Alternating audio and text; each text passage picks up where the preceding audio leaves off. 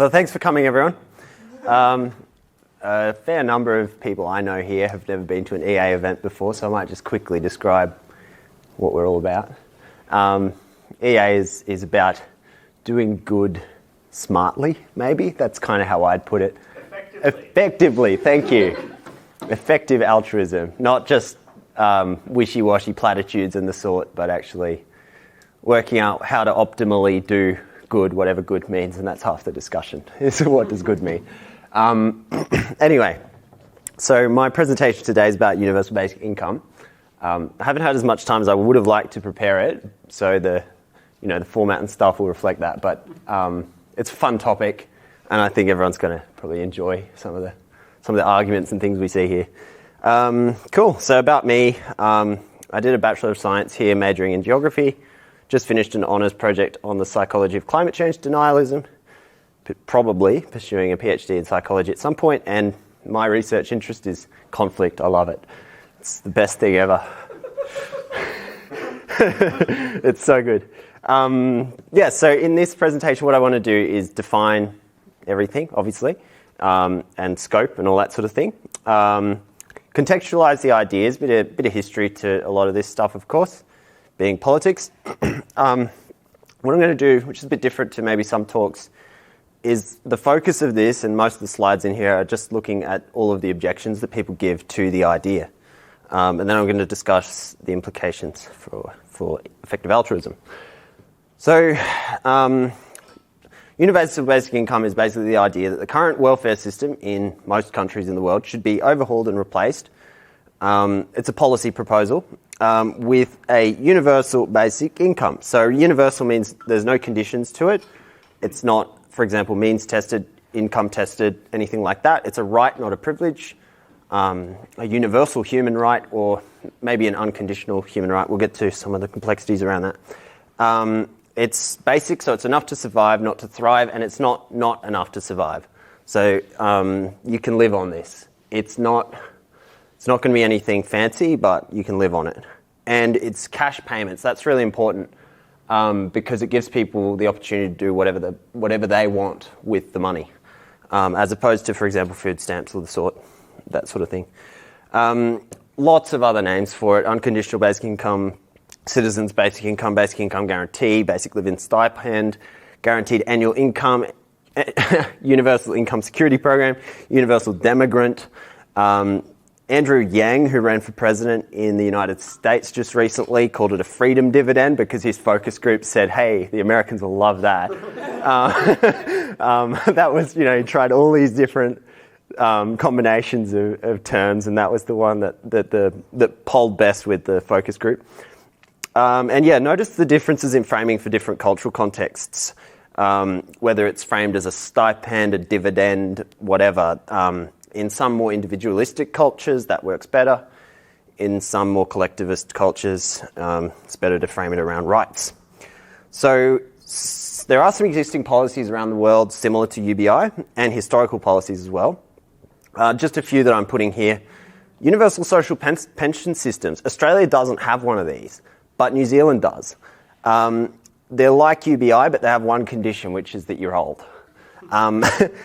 Australia's is means tested on income and assets, excluding the family home.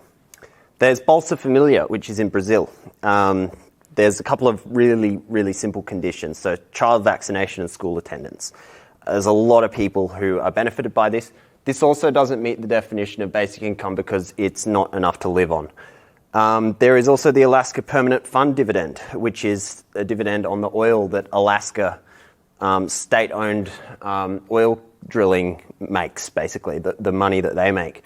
That varies year to year. It generally is between $1,000 and $2,000 per month, and it actually has massively influenced the politics of Alaska. Very interesting. Comparison to means-tested welfare systems. So income means testing often produces financial disincentives to work. This is kind of the first axiom of UBI. So that can produce something called welfare dependency. So that's where people have like a disincentive to work at a certain level of income, and so they don't try and work to make more money than that because they're better off just staying below it and not having to work. In places like Australia, the way that the government tries to get around this is to make you apply for 40 jobs in a month or whatever. Means testing bureaucracies are also massive, inefficient dehumanization machines. There's a great film on this. I haven't actually watched it. I really want to. Daniel Blake. It's pretty well reviewed, and it seems like a really interesting thing to watch. It's this guy who's really well-meaning and stuff. He tries to go through the system, and it just chews him up and spits him out. Related policies. So there's conditional basic income as well. So that's a more conditional form of the policy, but it normally refers to things that are less conditional than, say, the Australian system. Requires means testing for any conditions imposed, obviously. And then a really interesting one is the negative income tax. This is very, very similar to universal basic income in the way that it actually performs. In terms of the final amount of money that a person sees in their bank account, it's the same. Where you see the difference is where the money is picked up. So this is all done through taxation. So you get your UBI as a tax return. So it's like everyone pays tax, and then poorer people get a really big tax return back. So there's a few differences between the three. And it requires income testing because it's a taxation thing, but it's really almost non-conditional. There's not much in it. There is a psychological difference. Wealthier people never directly see their social dividend paid out. So, they never see that little green, $1,000 in their balance sheet or whatever. Martin Luther King, he wanted a universal basic income. And then on the other side of the political spectrum, we had Milton Friedman, who advocated for a negative income tax. Very interesting, that kind of bipartisan thing. We'll see a bit more of that here. Nixon actually tried to implement a universal basic income. Well, it was actually a negative income tax in 1969, but he was actually blocked by Democrats, conservative Democrats in the Senate, quite ironically. He wanted to be like the champion of the people and all this, which was quite funny looking at Republicans these days.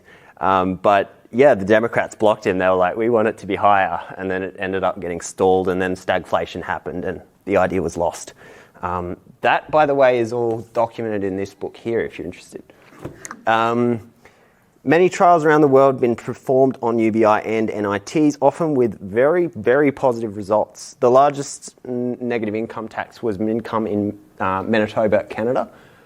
That was basically a whole town in Canada that had, for 3 years, a negative income tax implemented. They put all the results away, and then a Conservative government got elected into power, and they never got to actually analyse the results, but those have since been analysed. There have been lots of other places, Finland, India, South Africa, lots of other places that have done it as well. None of them have been particularly rigorous, though, because of changes in governments and things. So relevance for effective altruism. Poverty reduction cause area, obviously. By design, this is an anti-poverty measure. It's not the only reason that it's been advocated. Like, I don't think Milton Friedman advocated it for an anti-poverty measure, but it is. It was part of Nixon's reasoning, but some of his aides kind of talked him out of it. Mental health cause area.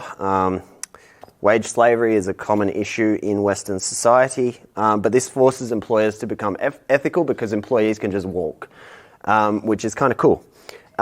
It's politically popular, and it's not as partisan as other issues. So since the pandemic in Australia, I think I saw some research from Tim Hollow did it, I think, actually.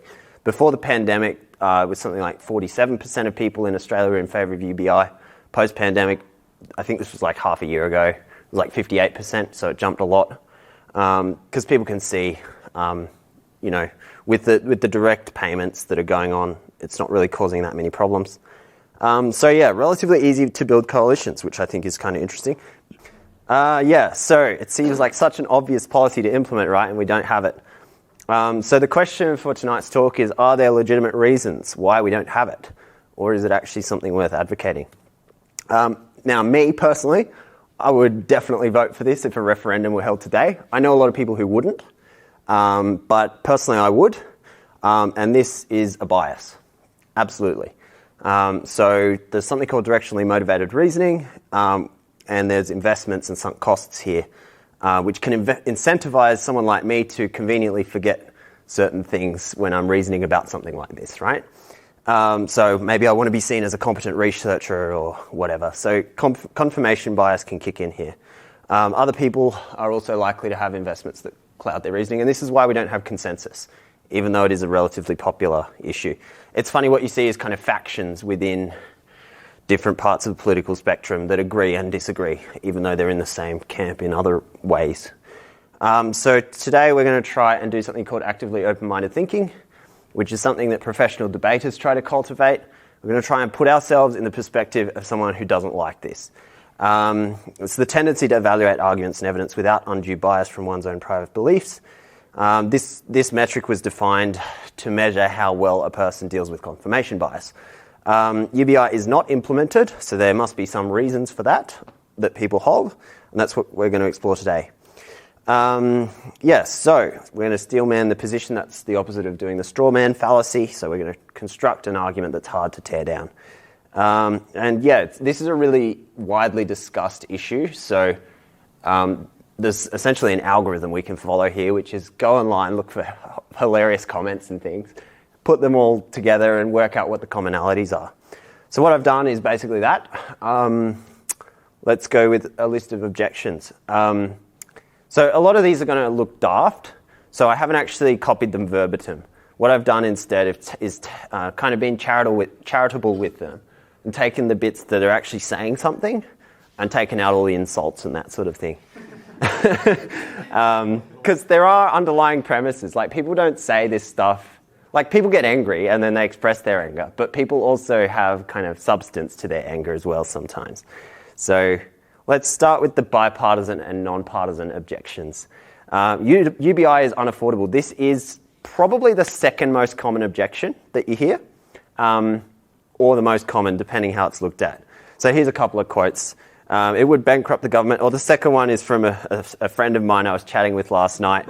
He said, you'd have to go down the route of either higher taxes to a point where you end up shrinking an economy which benefits no one, well, often the rich, or MMT mechanisms, which is purely theoretical at the moment, and the assumptions like Reserve Bank control over your country currency and an isolated economy aren't realistic. And MMT, for anyone who doesn't know, is modern monetary theory, which is a theory about how governments can, instead of trying to target interest rates, start targeting full employment and not care about debt as much. So there's a response to that, which is, analysis does suggest that savings can far exceed costs depending on the implementation. So UBI is likely to grow the economy in these implementations and allow for reduced taxation at the same time, which sounds very counterintuitive. So there's a couple of... there's a paper here which I kind of want to show, which kind of shows where some of these savings are coming from and why this is actually likely to happen. And it is quite counterintuitive. So I'll see if I can crack that open. Oh, of course, I've got no internet. Hold on. Oh, look, I'll just sort of summarise them. I'll spot you up. I'll just summarise them. It's things like increased taxation because of increased velocity of money in the economy. You don't have to spend on all of the bureaucracy. There's savings in healthcare costs. There's savings in pension systems, superannuation systems. Like, the list goes on. There's enormous amounts of research that's been done on this. There's a great website here. Maybe I can put it up later. By the Canadian Centre of Economic Advancement, I think they call themselves. But they looked at, there was an Ontario basic income pilot, and if they used the same setup that they used in that, they would be finding that it would be growing the economy around 2.8% according to their modelling over 25 years, which is pretty big. Exactly. So it's the equivalent, they say, of adding a new hospitality and tourism industry to Canada, implementing this policy, because of the massive amount of economic stimulus that this provides by putting money directly in the hands of people who are going to spend it the most. It's pretty incredible and very counterintuitive. It is, when thinking about this, it is worth considering the pension system, because the pension system is a UBI, not in Australia, but in New Zealand and in other countries like Denmark. the pension system has, before the introduction of the pension system, people were saying the same thing, it's unaffordable. But we look at it now and we'd kind of laugh at that. So it is worth taking that into consideration. So I haven't fully dealt with that. If you want to read those reports, I can, that paper and that report, I can put them somewhere later. So objection 2, UBI causes inflation. There's a few ways that people postulate that this would happen. The first is through printing money or quantitative easing. And the second one is through basically demand increasing and then everyone wants a certain product. So an example is everyone wants real estate now because they can afford it and there aren't enough houses to go around, so wouldn't that cause inflation? So that's a quote, someone saying that. But most UBI proposals had nothing to do with QE or printing money. They're financed via taxation. There's no money created or destroyed, so there's no inflation that can happen. Now, demand for certain goods and services may increase. This is actually very likely in housing and in things like groceries. And there's reports on this as well. In that Cancia report, they go into it in detail because people can afford them now. But then that rise in demand creates more jobs in servicing that demand. Supply increases to meet demand. And so often you need a transition period for this. It doesn't create inflation though. It just creates shortages in the near term for certain goods and services. Objection 3, UBI is inefficient. Most recipients don't need it.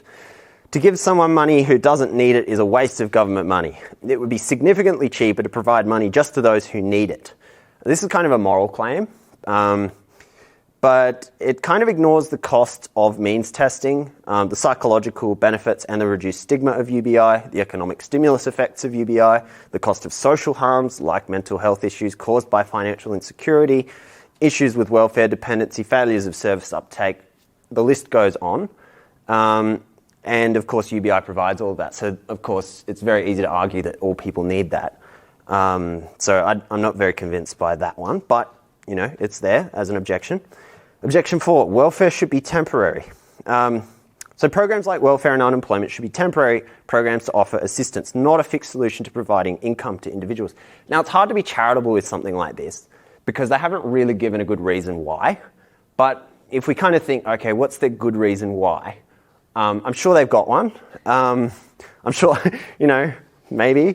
But yeah, UBI is temporary assistance.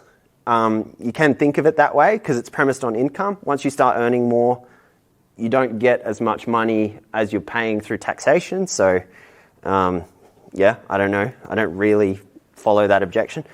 Objection 4, UBI will be too politically popular or irreversible. This is really interesting because this is true.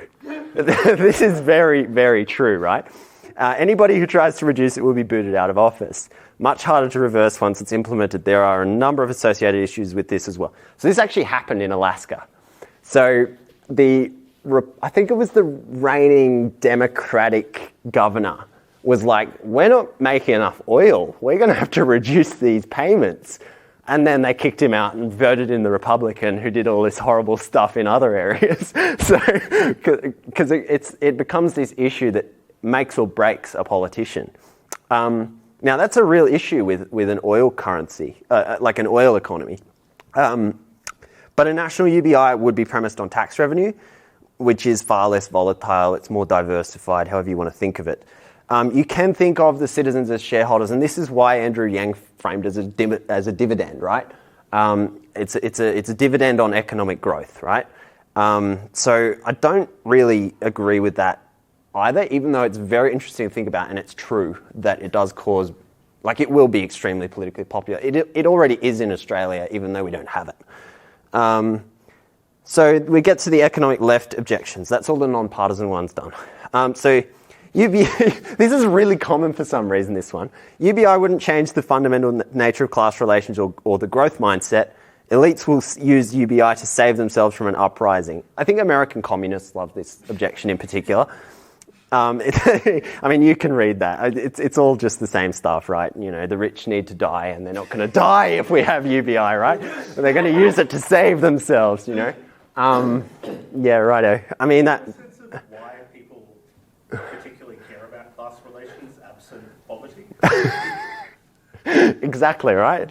I'm trying not to question, I'm trying to be really generous, but yeah, it's not meant to do that. It's kind of irrelevant to the economic merits of the idea. It's like a total non sequitur. These are not problems that UBI seeks to solve. And I'm pretty convinced that these people would probably go away if UBI was implemented as well. Yeah, it's a side effect if any of that happens.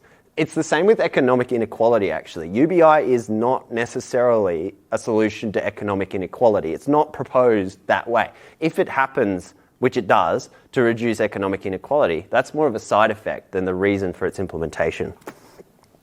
The second objection, UBI provides to rich people who do not need the extra money. I mean, this one seems so obvious, but alas, a lot of people seem to actually rely on this. The problem with this is that rich people will pay more tax than they receive back in the form of UBI. So no, they're not getting money.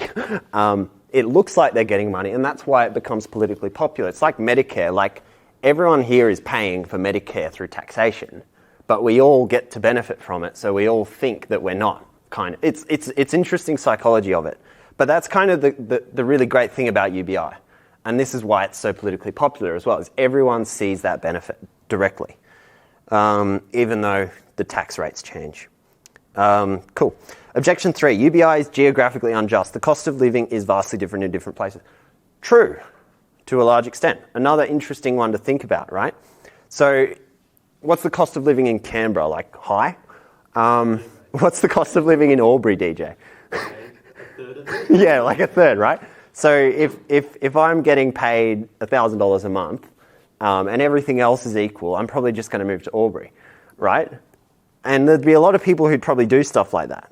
Now, that's a legitimate possibility, right? But like, it's compensated for a large degree by the financial freedom that UBI will bring individuals. It's not necessarily disruptive either. It's not like they're exiting the economy or something.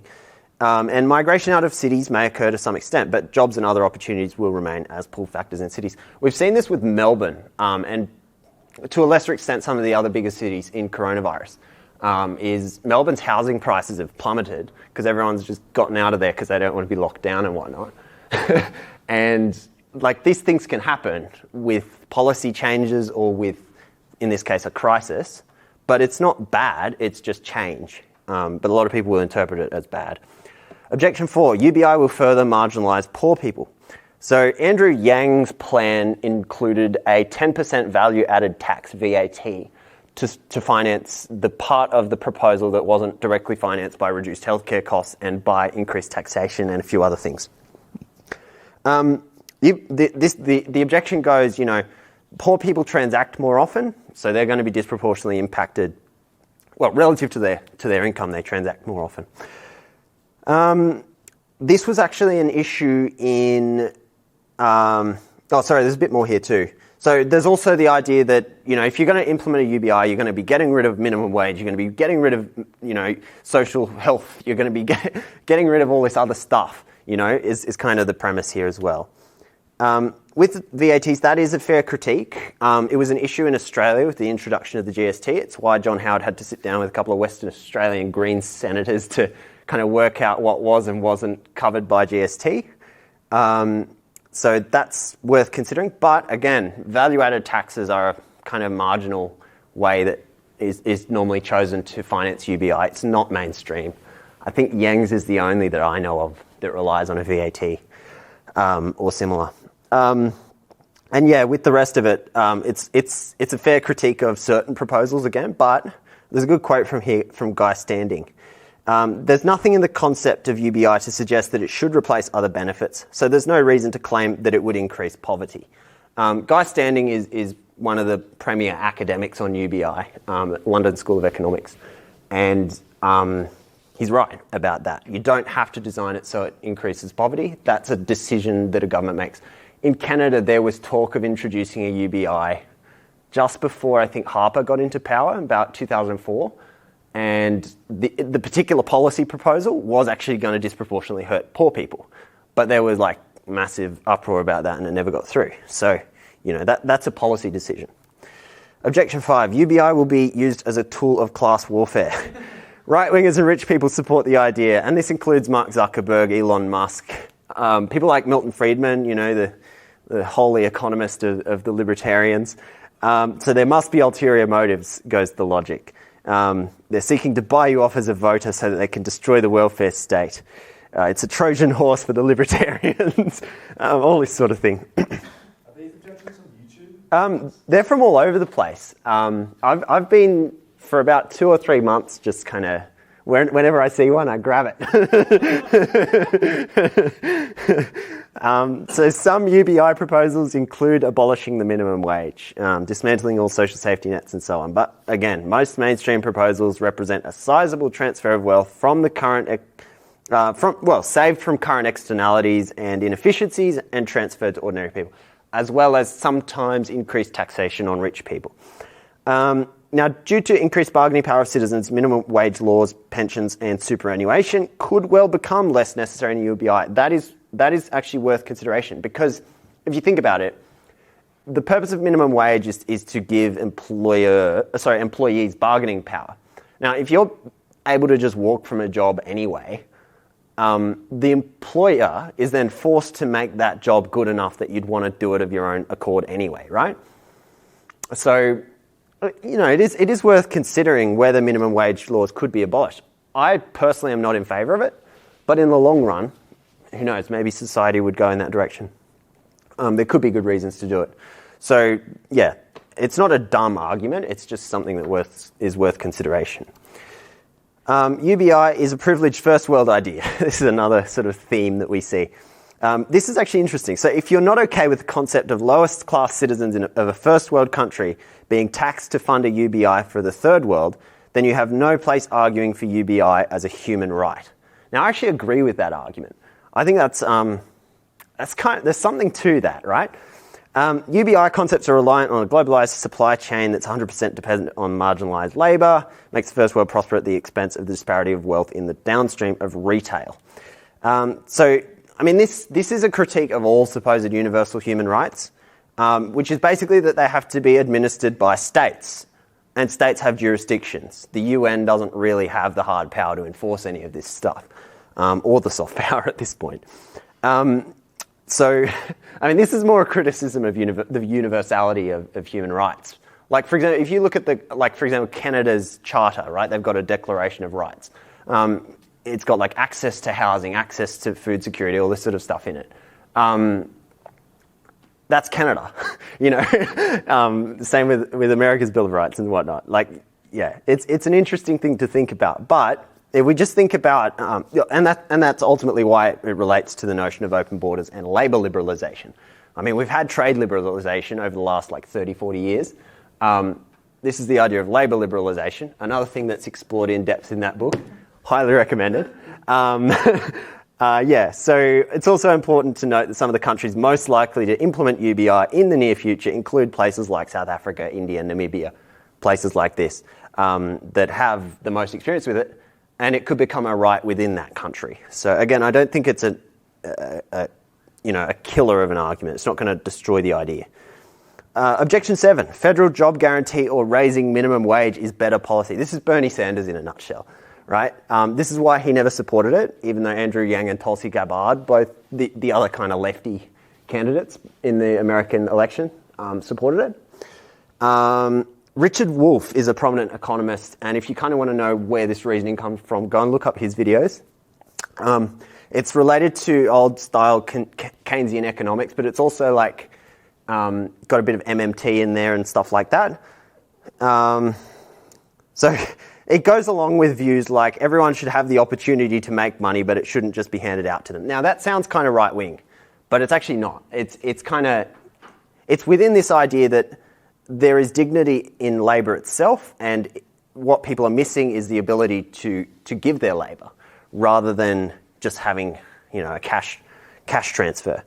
Now, the federal job guarantee is an interesting economic perspective that arises from MMT, seeing the state's role as one of maintaining full employment, like I said earlier, even if you run a budget deficit if necessary, because otherwise it's just kind of wasted labour. Both of these policy proposals do increase workers' bargaining power and reduce economic inequality. I think that's great. But I'm not personally on Bernie Sanders' side in this issue, and the reason is that they kind of have their own status quo definition of work, which doesn't consider job losses due to automation, for example, or issues with exploitation of volunteer labour, and things like caretaker roles, arts, things like this, or facilitating risk-taking in places like arts, business, and so forth. People need a safety net, in my view, to stand on in order to kind of take risks, and that's where innovation comes from. So this kind of conception of how we reduce economic inequality doesn't consider that, in my view. Bernie Sanders and Richard Wolff would disagree. I'm sure we could have a big conversation if they were here. Yes, it also doesn't address welfare dependency and stigma. So, Objection 8. UBI allows for corporate freeloading and exploitation of workers. Now, this is a really interesting one. This came from a professional economist. So, UBI allows employers to push wages below subsistence and then rely on the government to subsidise the difference. The net effect is to lower the base level of wages, which reduces tax revenue and privatises the profits.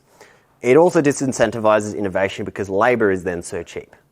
And another way of saying the same thing, UBI is just a technique for driving wages down. Milton Friedman and Friedrich Hayek, two very neoliberal right-wing economists, pushed it for these reasons. If the policy comes with a reduced minimum wage, corporations can reduce what they pay in labour and pocket the savings. Now, this all looks obvious, but it makes the assumption that UBI will replace minimum wage again. This is false in most cases. So it also does ignore that a livable UBI presents workers with the power again to walk if they need to. And providing a low-risk environment to start their own business that directly competes with, for example, their employer who isn't treating them very well. Reduced tax revenue is also a perilous assumption because there seems to actually be consensus in the literature on UBI that tax revenue will be increased substantially by the policy, not reduced. And the reason for that is more transactions overall due to the higher velocity of money. That is, poor people spend money more. So if you give poor people money, then the velocity of money, the total amount of transactions happening in the economy, rises. That can be taxed, and often is. It is in Australia. Way more people above the tax-free threshold as well if you give people money. And then there's also taxable economic growth and things like that.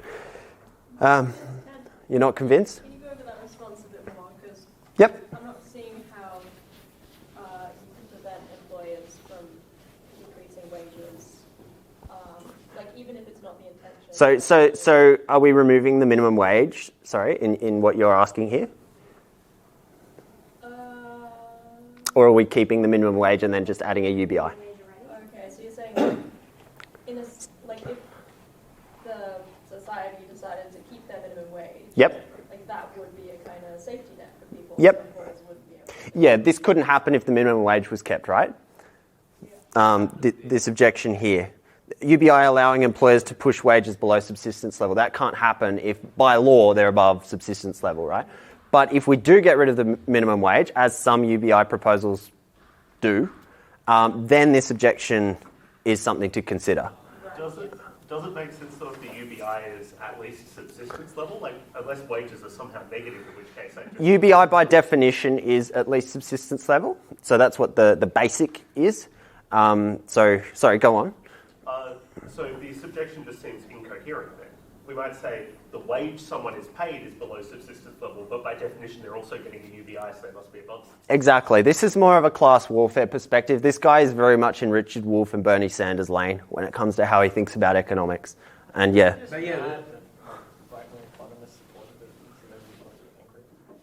This is just the American communists again, basically. It's the same thing. The third point is also very good for that matter, because you've got this subsistence level, you're not as tied down to the job, right? So that you could more easily walk and go somewhere else, whereas that's not as common in today's society because Yeah, it gives people more bargaining power. If you didn't have the minimum wage, employers would be less inclined to lower it.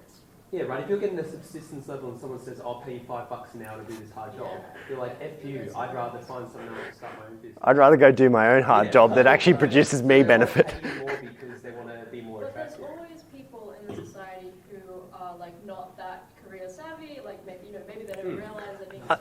So Jenna, maybe if we go through the rest of the objections, because a lot of this is actually dealt with, and then we can come back to the question and answers, because trust me, people have put this stuff in the comments, and I've got to it. So we'll just get to it. Sorry. Cool. So, but do ask questions. Don't feel like you can't ask questions. So we're getting to now to the economic right? So people who are very much in kind of this lane, right? Now there's some interesting stuff here. The most common objection of all is actually in this category. So yeah, socialist garbage, capitalism is good, and I'm worried UBI might interfere with it. Those are direct quotes. Yeah, I know. It's honest, right? It's great. Cool. So yeah, there's a bit of a vague objection since there's many reasons a person might make this claim. Normally it's de facto objection to downward wealth transfers premised on the sort of dole bludger welfare queen logic that we saw from Thatcher and Reagan onwards. UBI actually does stimulate meritocracy better than our existing system in some ways. So because it removes those structural impediments and allows that risk-taking and that innovation. UBI experiments have seen as much as over 300% increase in new business startups in Namibia. And it's the same in any trial that you look at. People start businesses, lots of them. That's kind of one of the first sort of things that we see in all the evidence that has ever come out of UBI trials. So yeah, I mean, that's just something that I think the person making this argument has no idea of, but they don't really want to know it either, I don't think. Now, this is the most common objection, and that's why there's so many quotes here. UBI disincentivizes work and or causes laziness, right? So I just want to read some of these because they're great. If everybody could receive an income as a basic right, then there would be little motivation to do better and work harder in society. You have to earn your money that you make. No one should just give you your money. If you want to make money, you've got to work. Just looking for a free ride. People should work hard for their money and earn the things that they deserve. You sit on the sofa and get paid to do nothing. It eliminates personal responsibility. And if people are given free money, they'll become lazy. This may then have a viral effect. And more people will stop working when they see others getting money without any work. And finally, I think it makes sense, but it's impossible to implement. Too many Americans are lazy and would simply take the money and lay around and smoke weed or do worse drugs and drink themselves to death. Oh, and then they'll blame society for enabling them. This last quote actually came from an academic that I know.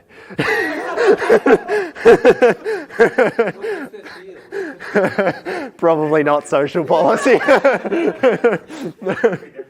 That's it.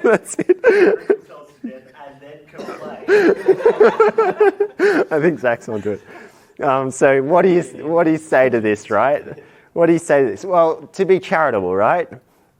Yeah, it can be read as follows, right? I don't believe in universal human rights. An individual's right to exist should be premised on their desire and their ability to provide labour. That's essentially what all of that's saying, right? Now, financial security, which is, it's basically the threat of death or social exclusion, is the only or main force that incentivizes work. Now, this comes directly actually out of social Darwinism.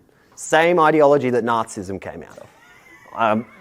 There is actually historical links here. So there's a German economist who, he was, I think, part of the Third Reich, but he was actually the major influence on Milton Friedman and Friedrich Hayek. I can't remember the dude's name. If you want the info, I can get it to you. Very interesting, because this is the dominant view of labour in our society today. And it is also psychologically, it's a type of defensive projection. So this is where you come up with a rationalisation in order to sort of justify your own behaviours. And you then ascribe that motive to someone else. So what these people are saying is, I would do nothing if I was paid unconditionally, and I worry that this desire itself would undermine the policy.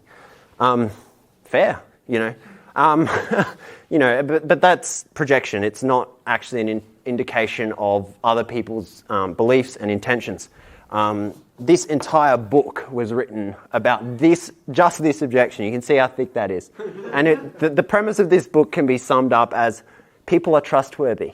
The Dutch title is Most People Are Pretty Good or something. Most people are actually pretty good. It's kind of the summary of this book. But evidence is for noobs. So anyway, but yeah, it's a very interesting, this is something that if you are advocating for UBI or if you're even interested in,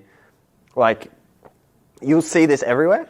And knowing what to say is kind of a bit, well, okay, I don't agree, but you're entitled to your opinions. But yeah, study it. It's really interesting.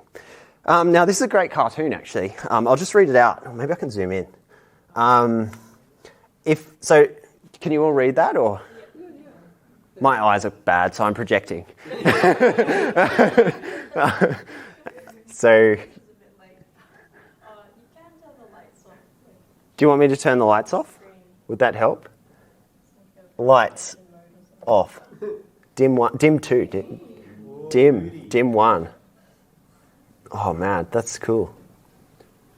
Yeah, it looks pretty readable. I mean, I don't know. I'm going to just summarize it for anyone who has bad eyes like me, right? So in 1842, it's like, if workers can legally strike, no businesses will be able to survive. And it just goes on, right? This is how, not giving black people the right to vote and, women the right to work and so on was all justified. And now we get to 2020. Or 2021, if unconditional basic income passes, no one will work. And it's interesting to see the historical parallels. Like, it's not an argument, but it does give some context to the sorts of things that people say before policies become policy that look ridiculous after policies become policy. Cool. All right, so that response continued. So this is not necessarily just a right-wing objection. It's really anybody who's been socialized into seeing the world through a lens of competition being the way to do things. Read up about neoliberalism, I guess, and the history of it particularly. All data ever collected on the topic strongly disproves this notion, like ridiculously strongly. The only reductions in work hours you ever see in any of the data that's ever been collected has been people like single mothers who go on to care for people, or expectant mothers, like people who spend more time on their education, people who exercise more, like people who do useful stuff. They don't spend it on alcohol, So anyway, definition of work, that's something to consider as well. Things like childcare are work, but in our society we don't call them work, we don't pay them accordingly. Now escapism and withdrawal also are symptoms of stress. UBI helps to reduce stress, the mental health benefits of it. So it can actually only increase people's desire to get out and about in the long run. Just from, again, sort of a psychological perspective on that. And intrinsic motivation to work has been known about forever. This is part of how the Soviet Union was still successful as an economy, was people were like, actually, it's kind of nice to do things for people, read up about intrinsic motivation to work if you're interested. And again, business startups. Objection 3, UBI is unfair or violates freedom. You don't deserve it. So the classic meme that you see from the right wingers here is taxation is theft, right? You also see things like, food and other basic necessities require other people to work and produce them. So why should someone who does not work freely reap the benefits of their labour? It's a slap in the face to people who work for their living. You got to make it on your own. And just because you're poor doesn't mean you deserve it, deserve some money or whatever. And this one's kind of long, but basically, capitalism is all about voluntary association, and this is not very voluntary. Compelling people to give their money to the state to redistribute to the poor. That kind of thing. So it's a reframing of Objection 2. It's just, that's all it is. It's not really... the difference with this objection is that it's more about the difference between collectivism and individualism. So it's not really unfair because that's kind of a selective framing of the situation. Although we are expected to pay other people's UBIs, we're at the same time granted access to our own, and so that society may pick us up at a time of our need, right? That's why it's called social security. The idea that we people are better off when we rely on others, like that is collectivism in a nutshell. That's quite a confronting notion to a lot of people in the West, particularly in the States. Europe is not so bad with this. They kind of understand it a bit more. But I think a lot of people don't really want to recognise how dependent they are on others. It's kind of an affront to their self-esteem or something like that. Anyway, we all have to deal with, I mean, this is the obvious one. Like, we all have to deal with the cost of poverty. You know, you walk down to Garama Place and there's some guy being like, oh, mate, you got a lot, you know, all this sort of thing. He wouldn't be there in a UBI world, right? So there are direct benefits that are coming to us. And it is in our interests, even if we don't consent, you know. We didn't consent to be born either. I don't know, is that unfair? Am I being uncharitable with that? You just really hate seeing homeless people in a place. No, I don't hate seeing homeless people in Grima Place, but I don't like the fact that they're put in that situation, you know? And I don't think it has to be that way. So when you say we all have to deal with the cost of poverty? Yeah, so things like increased crime rates, which go with increased inequality, that's a linear relationship across societies, you know? So what you see, for example, South Africa is really bad for this, is, you know, walled communities with surveillance everywhere, armed guards and things like this, massive economic inequality, and everyone in the society suffers as a result. It's not some kind of isolated issue.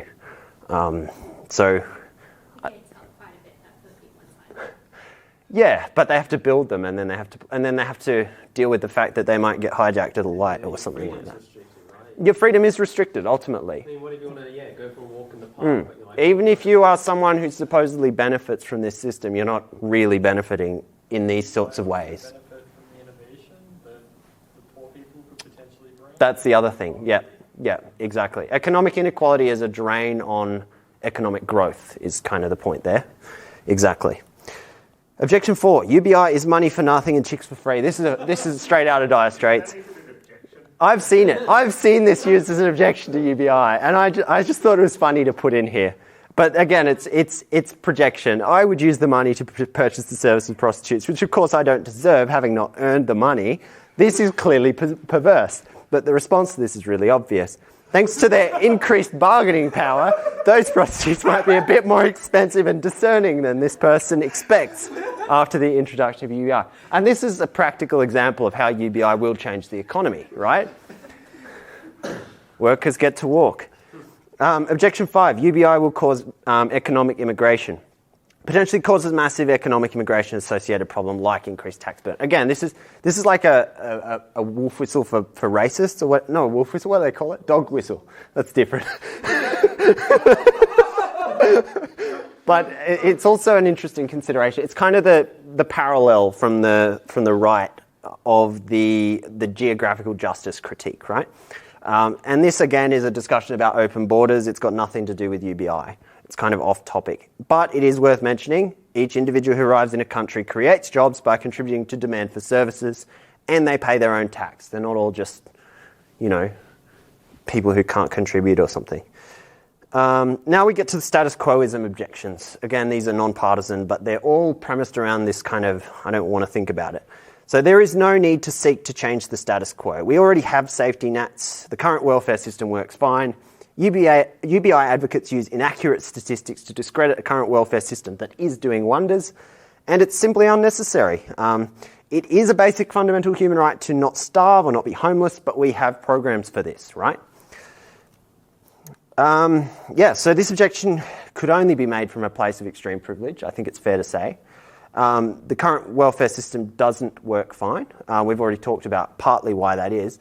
But it can't, it's easy to sort of stand here in an academic seminar room and talk about that. But for people who are living it, this is really big stuff. People who don't have the freedom to take risks that they want to take to improve society. People who are trapped in that kind of the welfare dependency. People who are too stigmatized to seek help. People who have mental health issues because of the dehumanization of this thing. All the inefficiencies, people who hate their jobs working at Centrelink, that sort of thing. Existing programs are inefficient, dehumanising and paternalistic, and this does reduce their effectiveness. Wanting to improve on the current system is not the same thing as discrediting its successes so far. And that's the thing. They have been successful so far, but that's not necessarily a justification for always having them the same. There is something called the just world hypothesis, which is it's a common cognitive bias, which is the notion that the world is just and right. And the corollary of that is I don't have to do anything. So, it's important not to fall for that. And I think effective altruists in general would kind of agree with that. The second objection, UBI is less rewarding, or it's bad for mental health. They would appreciate it more if they earned the money.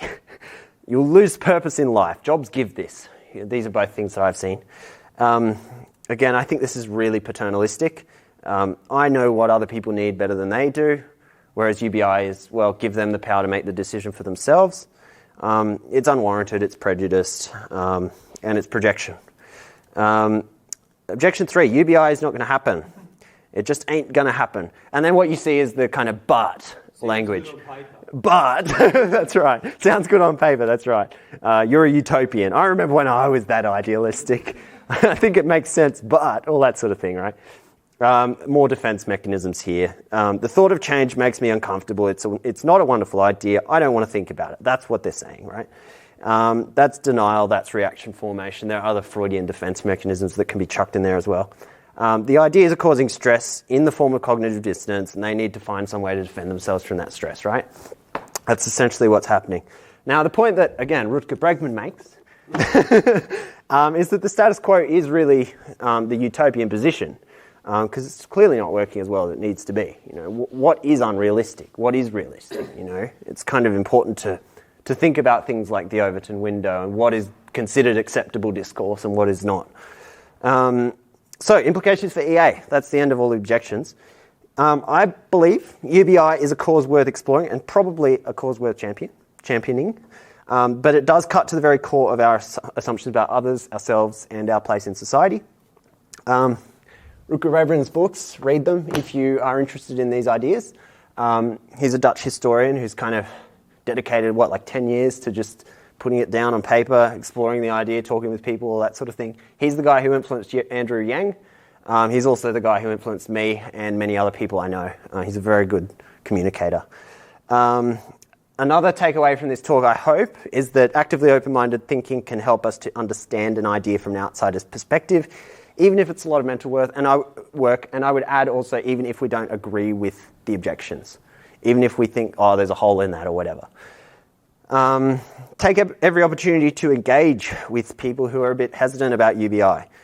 Confront them with the evidence if you need to, and help them to get out of their own echo chambers, because ultimately a lot of us are in echo chambers, including me. I don't know a single person who isn't personally invested in these issues and who doesn't want more time for things like leisure, working out what they really want to do in life, all that kind of thing, right? And if you want to, donate to Give Directly. Give Directly is basically a not-for-profit UBI funding organisation. They basically, instead of doing what a lot of charities do and having all these middlemen and stuff, they just give the money directly to people who need it. They're doing programs now in the United States, which is kind of funny to me as well. Give Directly have also done a lot of hard evidence, which is really worth looking at if you want to know about the effectiveness of various things. They're pretty good with that sort of stuff. Cool. So thanks for listening. That's the end of my talk. I might just turn my camera off and then I'll take questions.